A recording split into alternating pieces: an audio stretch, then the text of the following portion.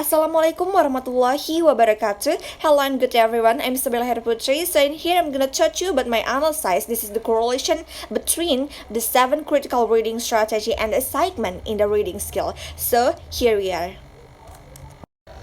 And yeah, the first is previewing learning text before really reading it. When you preview reading your assignment, your book, you become familiar with content and call before you start to read. This is help to make the reading faster, easier, and more effective learning experience. And the second is when you contextualize a text, you place it with its original historical or cultural context. As a reader, you should try to identify this content and consider how this content differs from your own. In order to do this, you need to consider the following. First, language or idea of preference or out of that. Second, your knowledge of the time and place in which the work was written. And third, the effect of this difference have on your understanding and judgment on the reading.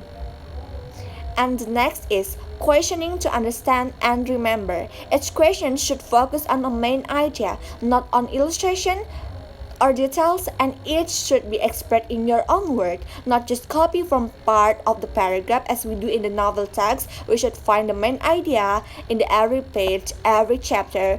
We only should focus about it and make it with own word. And the next strategy is reflecting and challenge your belief and value. The reading that you do for this client might challenge your attitude, your unconsciously held belief, or your position or current issue. As you read a text for the first time, make an X in the margin at each point where you feel a personal challenge to your attitude, belief, or status. Make a brief note in the margin about what you feel or about what in the text create the challenge. Outlining and summarizing. Outlining and summarizing especially helpful strategy for understanding the content and structure of reading selection. Whereas outlining reflects in the basic structure of the text, summarizing simply a selection main argument and brief. Evaluating an argument. All readers make assertion that the way one should accept as true. As a critical reader, you should not accept anything on face value, but to recognize every assertion as an argument that must be carefully evaluated.